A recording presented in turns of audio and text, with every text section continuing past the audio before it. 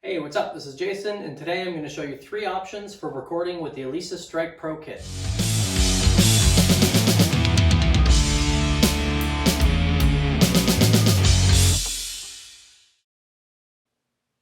First thing to do when recording with multiple interfaces is set up an aggregate device so you can join the two together. So on a Mac, it's in your other folder and then in the audio Midi setup, and that's going to bring a list of all of the audio devices that you have set up on your system. So click on create an aggregate device, and for this one I'm going to add the Scarlett to the Steinberg so I can use all of the inputs. And here you can rearrange and you can move things around, so you could have the Scarlett 1 and 2 inputs be input number 1 and 2, or vice versa, depending on how you've got stuff plugged in.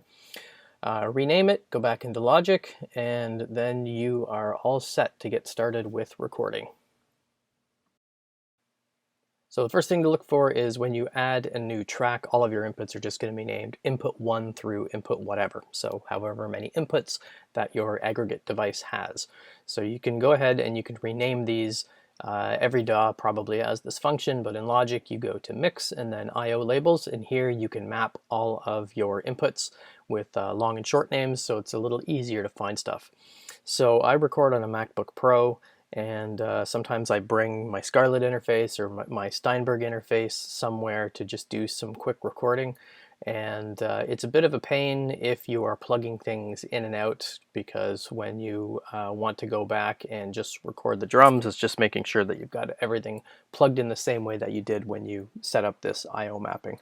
So not a huge deal, you can just write this on a piece of paper or whatever, but at least for the first time it's easy to get this stuff set up. And then once you're done, if you're going to leave stuff in place, you can just save this as a template, and if you're just creating drum covers or something else, it's a lot easier. So getting everything mapped and set up, then the next thing you want to do is go ahead and add all of your tracks for all your different instruments. So I'm using the input 1 and 2 on the Steinberg for the drum room, so that is just going to output the stereo pair from the Alesis Strike Pro with the kit effects turned on, and I'm going to use that to simulate a live drum room. It's easy to do this if you're not doing that as well, because all you can do is when you have all of your discrete instruments recorded, then you can just dump that stuff to a track stack, and then you can create a bus out for any type of room effects. This is just for the purposes of testing to see what the difference is between recording with the stereo outs and all the individual inputs. So I'm going to map all of the inputs here, name everything, give it an icon, and then I'm going to also add a MIDI track here, and I'm going to use just the built-in Logic drums and record all of these at the same time. Cool thing with the Logic MIDI drums is that you can change the sounds pretty easily, and you can get a pretty good sound right out of the box from the MIDI drums.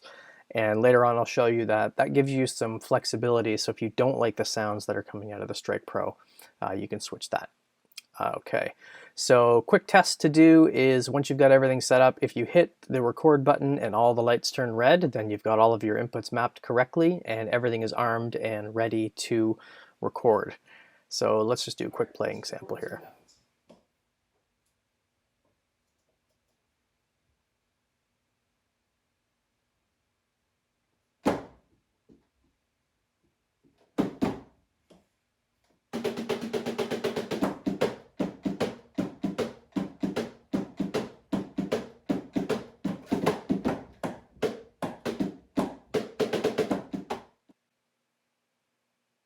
Okay, so let's hear a quick recording sample. So this is from a new track that's coming in our next EP, which is coming out in early 2020. So first, let's start with MIDI drums.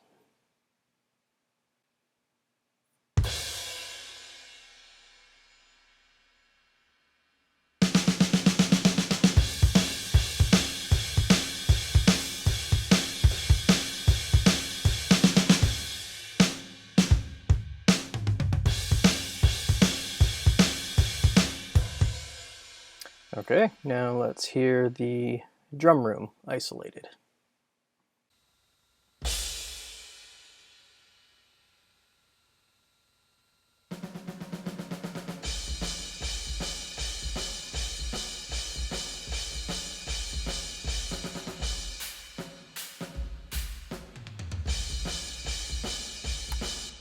All right, and now let's hear the discrete outputs.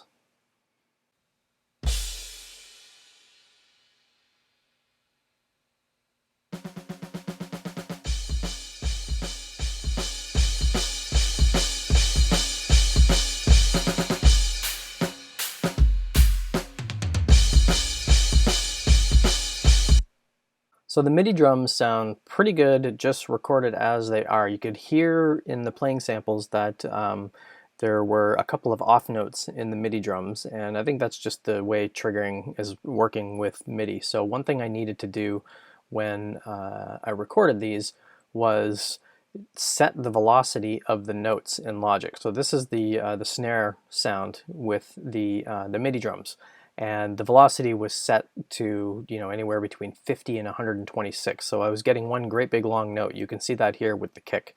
So you can change that by highlighting all the notes that you want to modify, and if you hold down the Shift key and the Option key, you can drag the end of the note and set it to 1, and that's going to change the duration for all of your notes, so it'll be a little bit easier to edit next time. So just click and drag these, and then now you're all set with being able to edit and change things. So there's kind of one phantom note in here that happened. So once I sat down in front of the drums, I accidentally pushed down on the kick pedal a little bit too hard.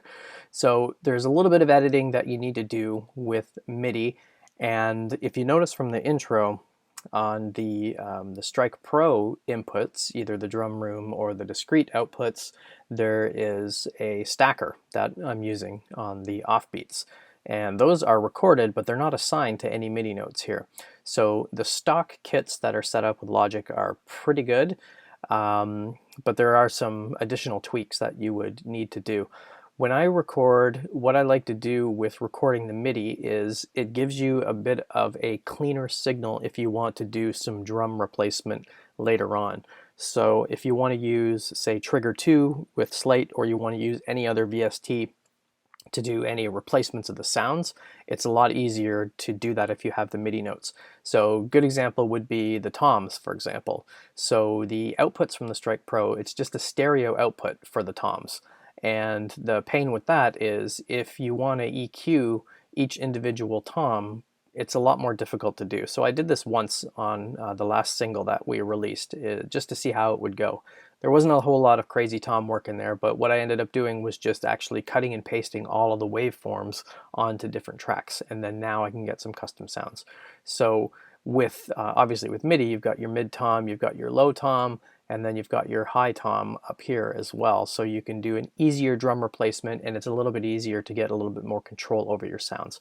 But you'd have to do the same thing with all of these drums as well. So if you go to the mid tom and change the duration of these as well, it'll make it a little bit easier to modify it down the road. Okay, so let's have a listen for what these sound like in the mix. So first I'm going to start with the MIDI drums.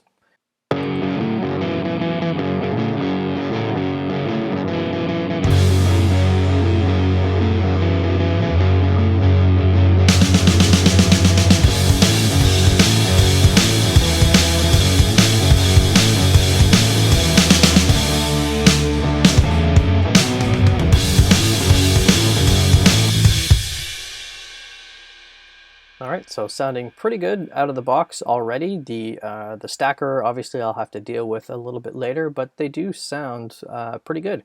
And when you go into the drum kit designer, this is where this is very helpful as well, because you've got a whole set of different drum sets. I think there's 21 in all if you go into drum kit. You get a whole bunch of different options here for swapping out your drum kit, and in Logic you can actually change a lot of this stuff in here. So if you don't like that snare sound, you can switch these around so you can hear what these different snare sounds sound like. So you can tune them up and down, you can set the dampening, you can switch the gain, and then for all of the different drums in Logic, they all have different options. So if you switch to the kick, you can do the same.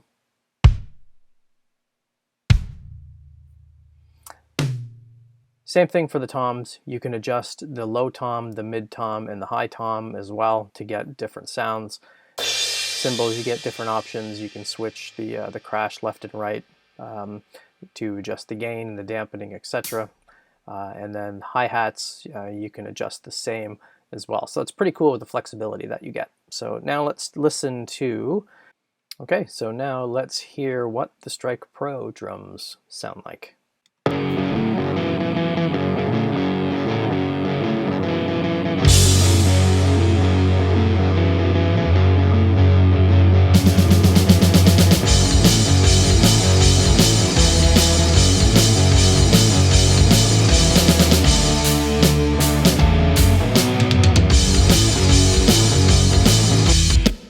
So to my ears, the Strike Pro, what's been recorded through the discrete output sounds a little more real. The MIDI drums do sound a little bit fuller and thicker, but none of this is really, I haven't really finished mixing any of these drums for this yet. So the guitar parts, they're just scrub tracks that I put in so I could get the drums recorded, and then I'll bring everybody in to do their parts as well. So some neat things you can do if you record this way is you've got options now. So with the snare, if I want to do some drum replacement, I can use the Trigger 2 plugin with Slate Digital, and I can augment some of the drum sounds. So I've added the Trigger 2 on the channel here, but I've got the mix set to 2%, so it's not really doing anything right now. I'll solo the drums, and then you can hear I've replaced it with one of the Slate snare samples, and let's just have a listen to what that sounds like.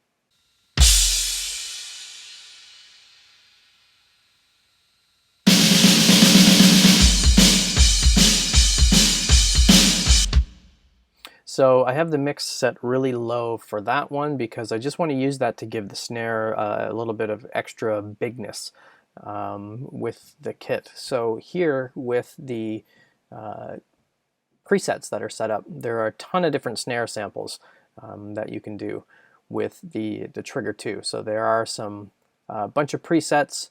If I go here and pick, let's just say the black kit, here's where you can do the drum replacement for everything. So if I choose the snare preset, it's going to add a close mic, and it's also going to add the mic that has like the room mic with all of the effects on it. So let's hear what the difference is.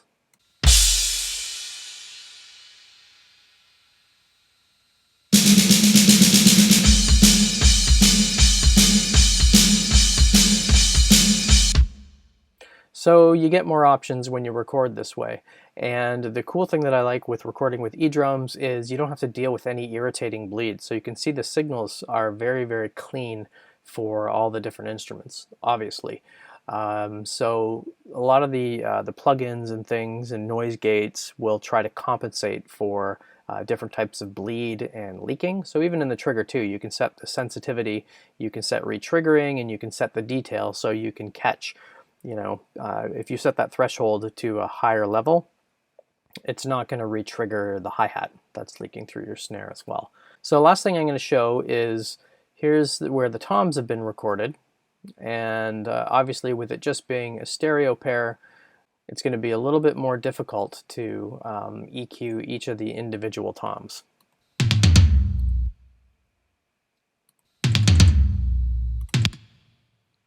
So what I did with our last single, like I said, was tried to capture each of these different waveforms to a new track.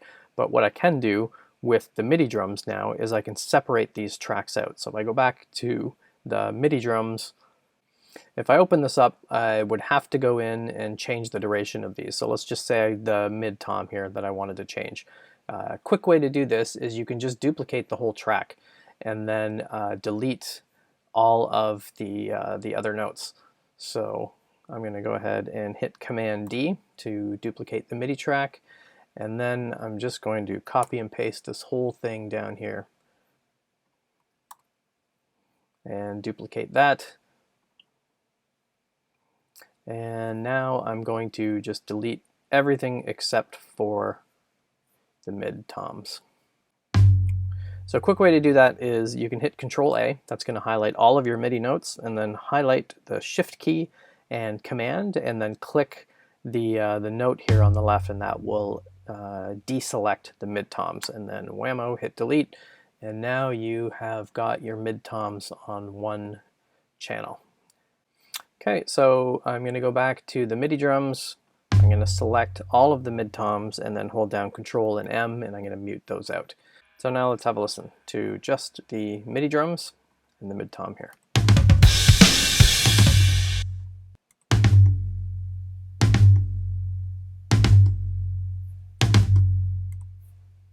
And let's compare that to the Strike Pro toms. So here's the MIDI tom.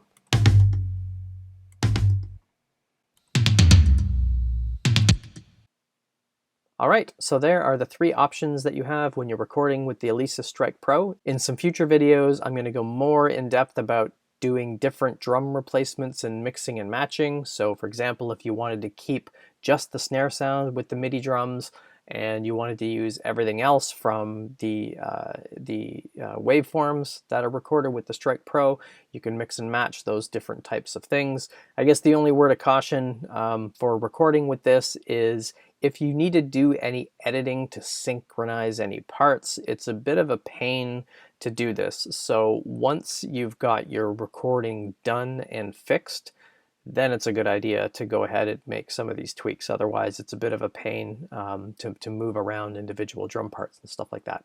So leave me a comment and question, and if there's anything else you want to know about recording with the Strike Pro. Hope you enjoyed the video.